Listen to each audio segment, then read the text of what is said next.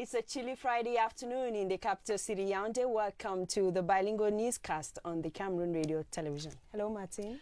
Hello, Emanuela. You have the headlines. In our headlines this morning, they have acquired the necessary skills, they are ready for the job market, and they have been certified to go out to the field and deliver. 131 lab technicians, assistant lab technicians, and mortuary attendants are now walking down the graduation aisle in Yaoundé. 5 years of theory and practical studies has ended with them being certified as they back home their end of course attestations. Updates in this newscast. And if you ever shared in the ideas and the achievements of one of Africa's iconic leader, Nelson Mandela, then stick around with Charles Ebune as he takes us to Mandela House in South Africa. He tells us the house today, a national museum, hosts all history of all sorts, including the bed on which Mandela laid. He should be taking us on our feature page in this news. And in sports, Cameroon and Malawi take on each other today, this afternoon at the Amadou Ahidjo Stadium on a 2019 AFCON game. Get the stakes of this match in this newscast. Martin, you have the first part of the news. Bon après-midi, madame, monsieur. Nous sommes le vendredi 12 octobre 2018. Bienvenue aux 12h en direct sur CRTV, CRTV News et CRTV Web. 3 nouvelles promotions de techniciens principaux médico-sanitaires et agents technico-sanitaires de l'école des techniciens médico-sanitaires de Yaoundé vont recevoir leur parchemin de fin de formation dans quelques heures. L'amphi 700 de l'École nationale d'administration et de magistrature ENAM va abriter la cérémonie officielle y relative. Nous appelons à l'ENAM Elvire Yinangalim pour l'ambiance là-bas sur place. Elvire, bonjour.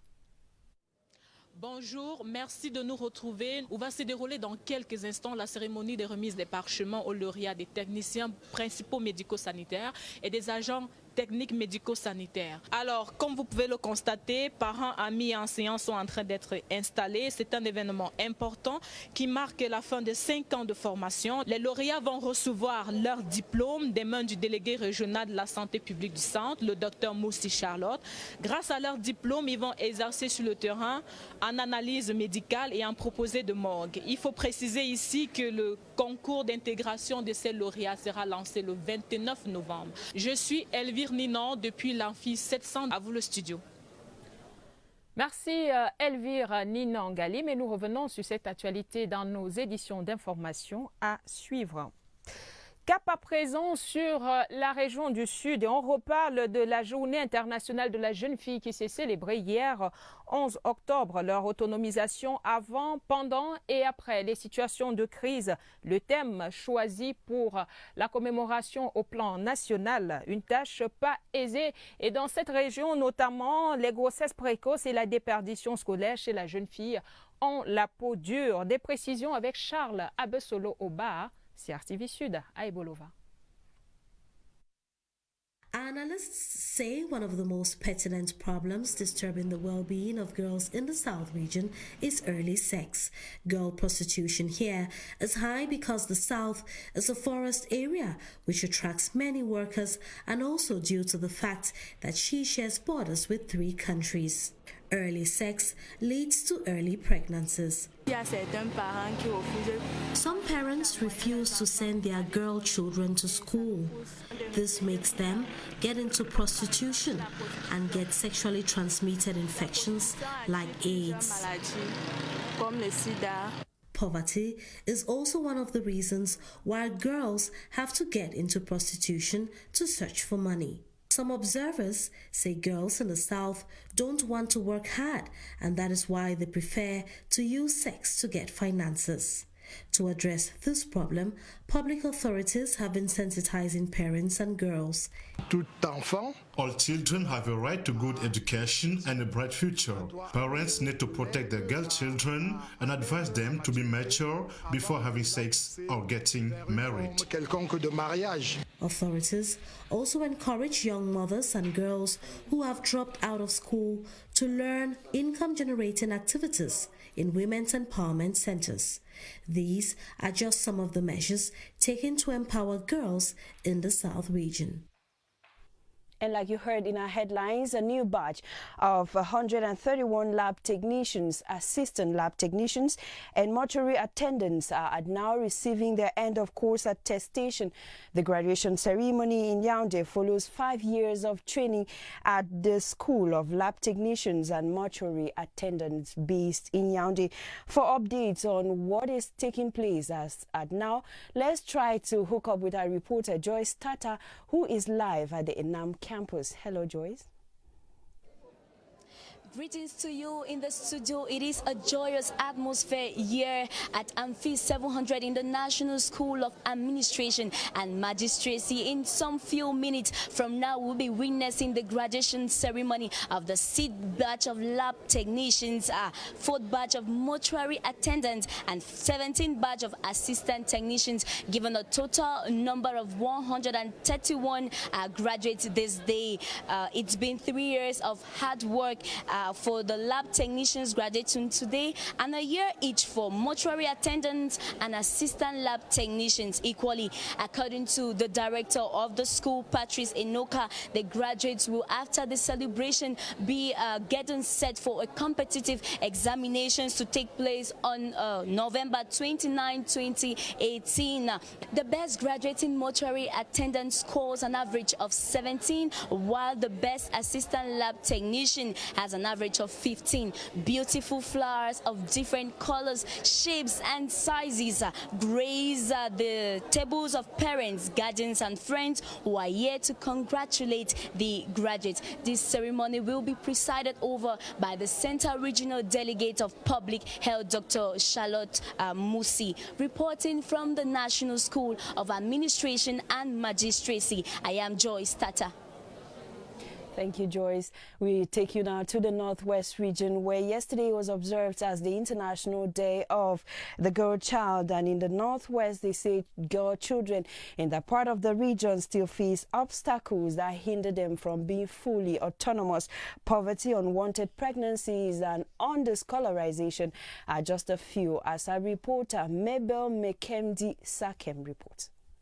Girls in the Northwest region expressing their views on the numerous challenges they face, like rape, early marriages and lack of proper hygiene. Challenges which, according to observers, have been worsened by the prevailing socio-political situation in the Northwest region. This inclusive workshop, organized by MOCA to celebrate the Day of the Girl Child, seeks to empower the girls to survive in any situation they find themselves. We want to be able to talk to these girls, tell them that they still have hope, that education is primordial. So we have been able to get books which we are going to give them, even while in their homes, they need to read. And then we're also going to be able to give them reusable pads. These girls have also been schooled on some safety measures to apply. Crisis situation, we want to be able to talk to our young girls to be careful. They have to be able to listen to the radio very well. Their dressing should be responsible. They have to be polite. They should respect the rules. The young girls should be advocates for peace. These participants assembled from across the Northwest region say they are going back to their various communities, apt to live happy and safe lives. Always dress decently, so that when you go out, at least you will not give bad impression. With this crisis, you avoid late night. Before going out, you bring your identification card with you. The girls have also been empowered on how to produce hair oil and to design beads as a source of livelihood. Vous regardez le 12h sur la CRTV. Madame, Monsieur, merci d'être avec nous. Les acteurs du programme national de développement participatif des communes rurales étaient récemment réunis à Yaoundé. Ils ont été outillés sur l'importance de l'entretien et la maintenance des ouvrages publics mis à leur disposition par le gouvernement. Les travaux étaient présidés par Marie-Madeleine Nanga, coordonnateur national du PNDP. Vanessa Dunjok, reportage. Doter les communes rurales d'infrastructures sociales de base, voilà ce à quoi s'investit le Programme national de développement participatif depuis 2004. Mais pour que ces ouvrages puissent améliorer les conditions de vie des populations de manière durable, ils doivent faire l'objet d'entretiens réguliers. Il y a la micro-assurance qui a été développée, les syndicats de communes qui a été développé, et puis il y a le fonds d'entretien. Il s'agit en clair d'initier des opérations de maintenance adaptées à chaque type d'ouvrage. Opérations qui ne sauraient être réalisées sans la participation de tous les acteurs associés à ces projets de développement communautaire. En termes d'acteurs impliqués, il y a déjà la commune, il y a les populations qui doivent être impliquées, pour qui les ouvrages sont construits. Si vous utilisez un ouvrage, il faudrait que vous sachiez que de temps en temps, il faut mettre un peu de fonds pour l'entretien, au cas où les pannes ne pourraient pas être gérées par les comités de gestion ou la commune elle-même. Voilà qui devrait inciter les collectivités locales à s'impliquer davantage dans la sauvegarde des ouvrages publics réalisés à leur bénéfice, la clé de voûte de leur développement socio-économique. Les produits de consommation courante sont disponibles en quantité et en qualité à Yaoundé, confirmation du ministre du Commerce. Luc Magloire Mbarga Atangana a effectué une descente de contrôle dans les marchés de la cité capitale. Dans sa suite pour cette tournée, notre reporter Awa Issa de CRTV Centre. Les voyants sont ouverts dans les points de stockage des denrées de première nécessité visités par le ministre du Commerce. Des tonnes de riz, des pâtes alimentaires, de la farine ou encore des produits laitiers sont disponibles tant en quantité qu'en qualité. Les opérateurs économiques sont prêts à ravitailler les marchés de la cité capitale et ses environs. Il y a vraiment le riz dans tout le marché. Les pâtes alimentaires ont connu plutôt une baisse énorme, plus de 20%. Le marché achalandé. Même son de cloche dans les poissonneries où les maquereaux et autres variétés de poissons se disputent les congélateurs. Nous avons le maquereau très prisé qui est le 25+. Les prix varient de 1350 à 750. On a les bars Calada, on a les bars Corvina pour satisfaire les plus nantis. Pas de souci à se faire durant les 3 prochains mois, rassure la tutelle. Les produits X existent. Et il y en aura pour tout le monde, il y en aura même plus que ce dont on a besoin pour notre consommation courante. Donc que les uns les autres ne paniquent pas inutilement. On aura constaté le retour du maquereau, tant prisé par les consommateurs. Cette descente sur le terrain du Mine-Commerce se situe en droite ligne du dialogue permanent entre la tutelle, les opérateurs économiques et les consommateurs. En politique présidentielle 2018, tous les regards sont désormais tournés vers le Conseil constitutionnel après la clôture hier à minuit de l'enregistrement des recours. Elle doit rendre son verdict d'ici la fin de la semaine prochaine. L'instance a reçu au total 18 recours en contestation du scrutin du 7 octobre dernier, déposés par 5 candidats. Thérèse Yolande Edima fait le point. Le nouveau recours introduit au Conseil constitutionnel vient du candidat indépendant, le révérend Gaban Midana Rigobert Aminou. Le requérant demande l'annulation et la reprogrammation de l'élection présidentielle du 7 octobre 2018. Un recours qui vient s'ajouter à ceux introduits lundi par un autre candidat indépendant, Bertin Kissop. Tout comme celui du révérend Gaban Midana, le dossier de Bertin Kissop avait été rejeté par Elections Cameroun en août dernier. Les deux prétendants au poste présidentiel n'avaient pas pu fournir l'ensemble des pièces requises pour prendre part à l'élection du 7 octobre 2018. Actuellement, l'heure est au montage et à l'étude des différentes requêtes déjà déposées, en attendant que la date des audiences publiques consacrées aux plaidoiries soit fixée. D'autres éventuels requérants ont jusqu'à minuit ce mercredi pour faire parvenir leur recours au greffe de la haute juridiction. On to other news now. Rural council staff in Cameroon have been educated on the importance to maintain public edifices put at their disposal by the government. This was during a seminar in Yaoundé organized by stakeholders in the National Program for Participation in Development. Luma Slim Davis. putting in place 6,000 micro-projects nationwide that cover a wide range of socio-economic infrastructures in roads, electricity network, buildings, and boreholes, amongst others. The National Program for Participative Development has largely helped to improve on the living conditions of the population. The implementation of micro-projects by PNDP, by the public investment budget, or all the stakeholders involved in the implementation of projects at the level of the council present always a problem for maintaining the projects, because at the end of the day we have the mindset that the project belongs to somebody else, not to the state.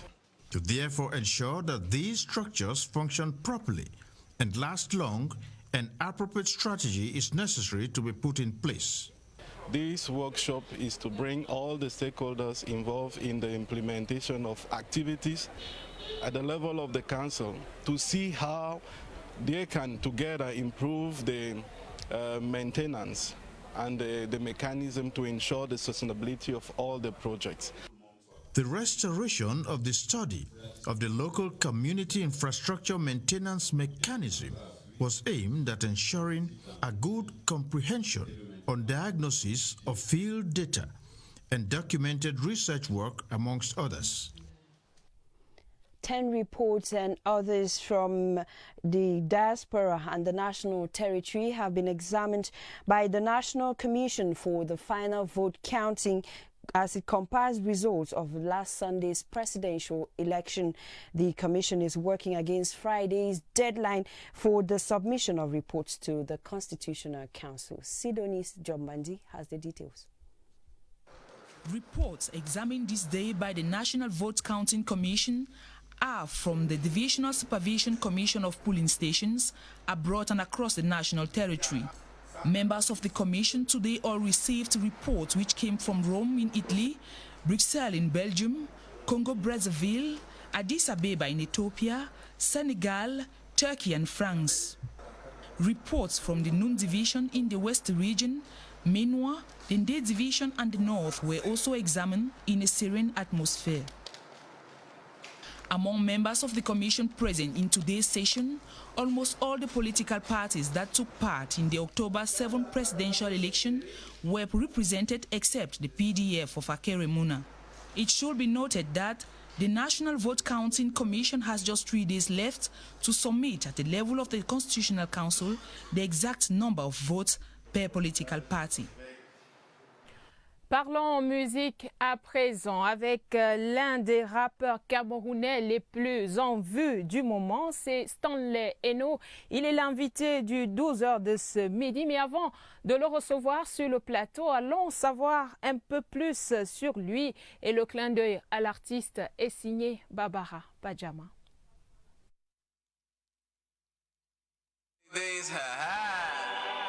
Le rap, il a dans sa peau. Stanley Bayeno est devenu un des symboles de ce canon au Cameroun. Le Bayangi Boy est né à Bafoussam où il a détecté son envie d'être différent des jeunes de sa génération. Il a choisi le rap, un rythme qui ne court pas les rues.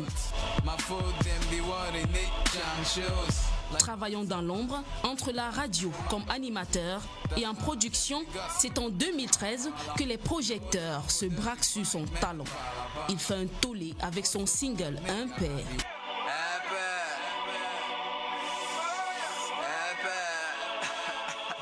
Les mélomanes sont séduits et valident. En 2014, pour la fierté de son pays, le Cameroun, Stanley Eno devient le premier Camerounais à remporter un MTV Africa Music Award dans la catégorie Best New Act, avec un bonus. Des featuring en ont pas compté, ici et à l'international.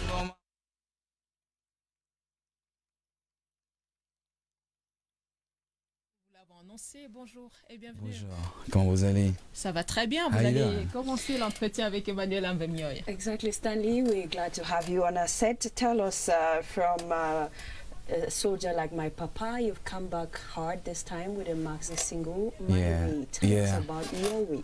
I mean, you know, I just keep doing things my way, and basically it's been a couple of years that I've been in the music scene, and we have decided to come this time around with a message that is really powerful for the youth, you know, so telling the youth to really find your way and, you know, to persevere and to be patient and to work extremely hard, because you can make it. If I made it, then you can make it. So that's what we're talking about. And we understand you were part of the New York Fashion Week. Oh, that was phenomenal. You know, I premiered the video at the New York Fashion Week, which is like the greatest fashion event in the world. And I met legendary rapper Busta Rhymes. He was very, very happy, and he's about to come to Cameroon. And I also had the chance while in America to meet with the iconic Janet Jackson, and she loves Cameroon as well. So I mean, we just keep working so hard to make sure that we take Cameroon's name a little bit further. So from Hampet to Tumbuba to Jama Cow to all the awards that I've been opportunity to have, it's me. We're coming right now with My Way, and My Way is not just me alone. It's me with Cameroonian singer Loco and TZ Panchako. So it's 3 cute Cameroonian guys coming together to make sure that we talk about hard work and success. Justement, My Way est un maxi single qui est disponible depuis le 14 septembre. En plus de ceux avec qui vous avez chanté, donc Loco et Tizi Panchak, il y a également une constellation de visages connus du Cameroun, quelques-uns des médias. On a Martin Kamumim, on a Laura Dev. Est-ce que c'est un choix pour encourager ceux à qui vous voulez faire passer le message?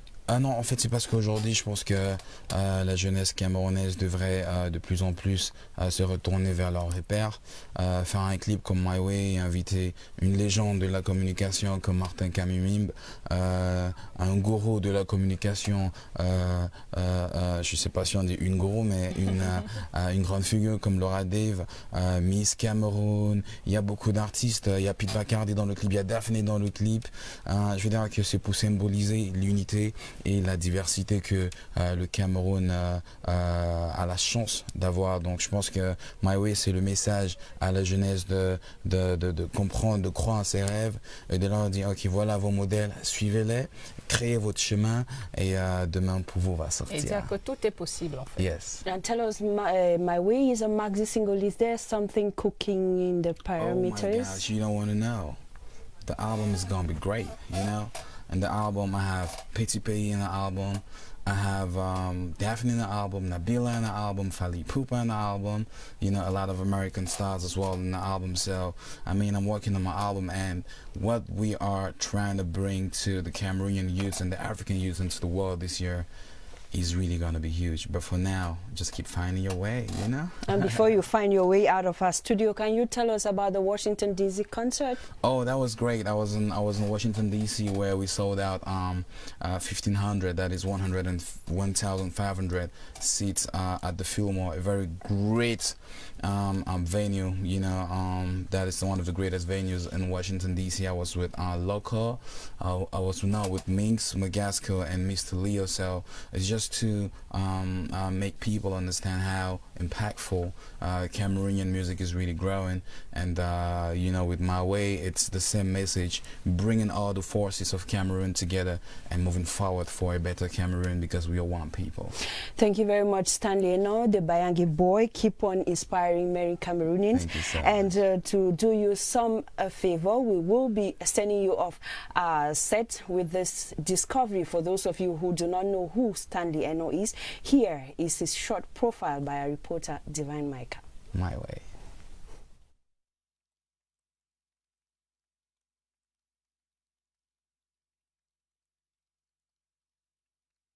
Bayangi Boy is one of the most successful Cameroonian rappers. He is the co-owner of the record label Motherland Empire. Eno is best known for his 2013 single, Epe.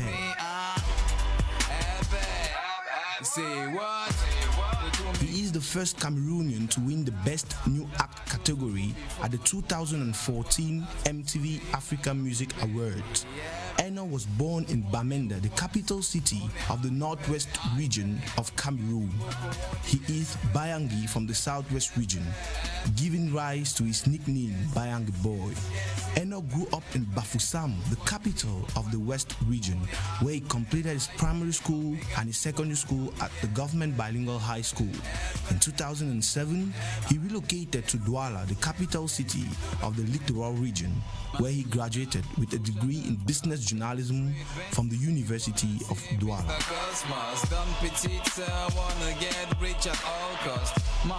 Eno started writing rap lyrics and breakdancing while in high school.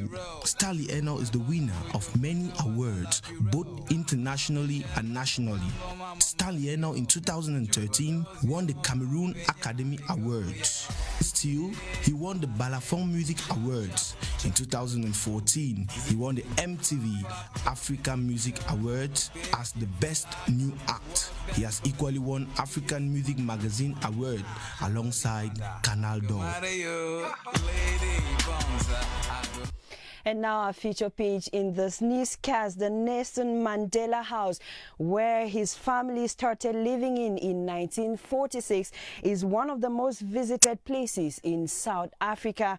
Today, a national museum, it is host to history of all sorts, including the bed of Nelson Mandela. Let's go have a discovery of this museum with our reporter, Charles Ebune. My trip to the Mandela House, numbered 815 in Vilakazi, Orlando West, begins here with the best of African solidarity treats, Ubuntu, the South African version of living together.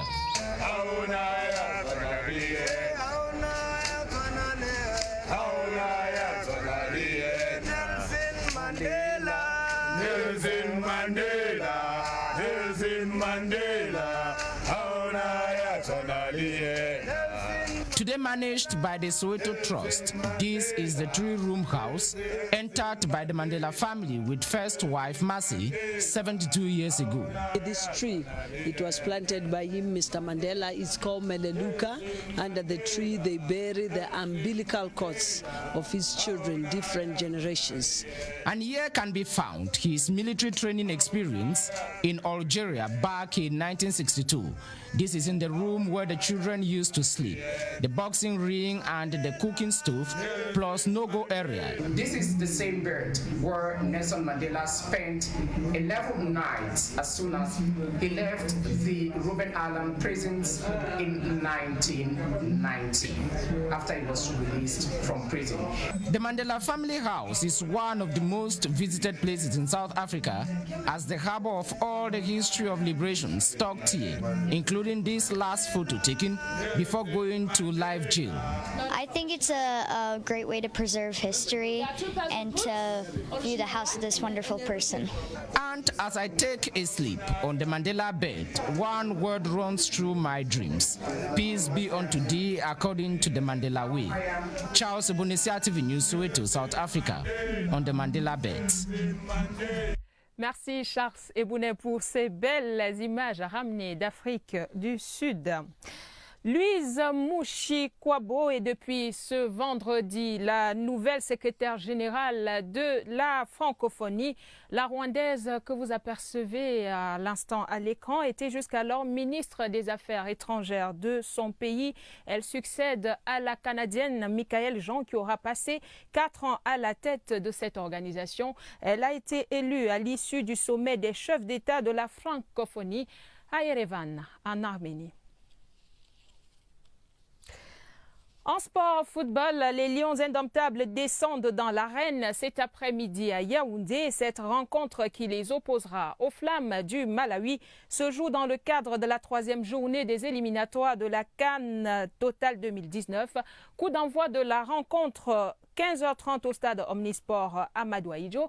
Et la rencontre est bien évidemment à suivre sur nos antennes. C'est la première sortie des Lions indomptables sous Sidoff à la cuvette de Mfandena. Au-delà de la rencontre de tout à l'heure, voyons quels sont les enjeux de cette 3e journée avec Luc Perry-Wandji.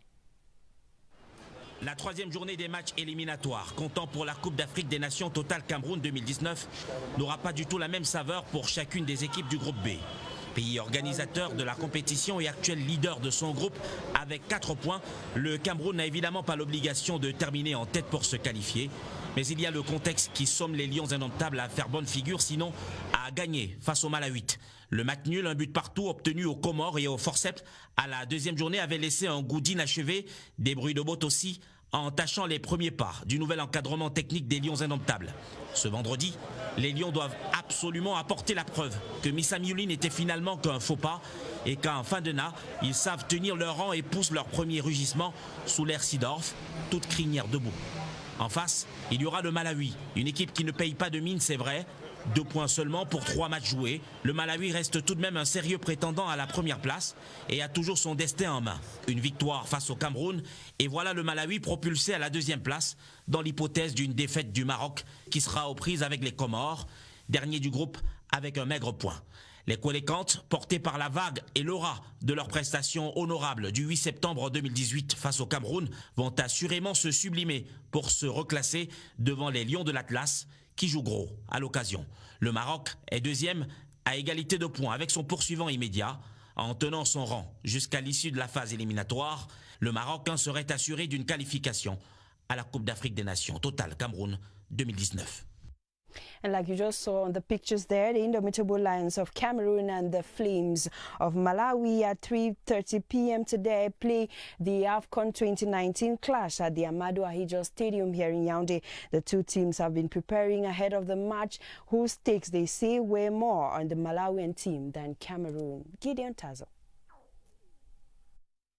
The match against Malawi marks the return of the indomitable Lions to their base 14 months since their 1-0 win over Morocco in the 2019 AFCON qualifiers on June 10, 2017.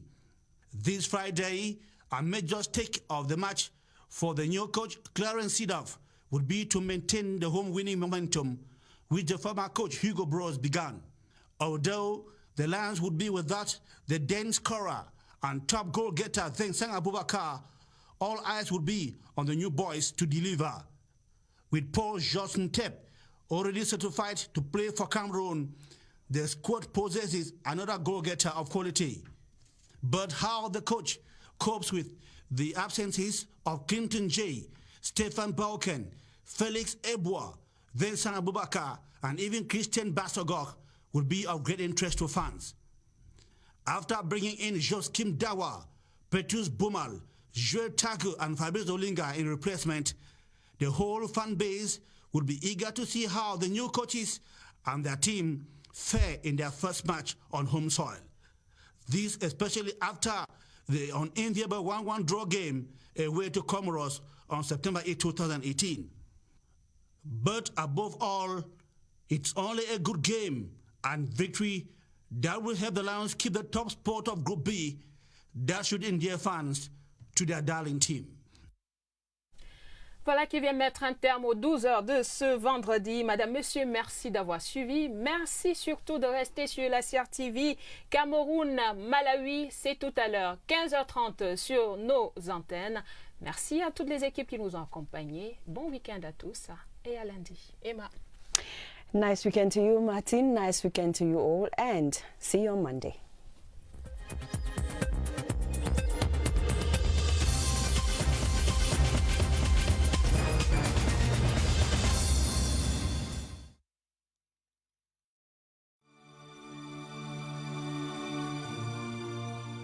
Le Cameroun traverse une période douloureuse de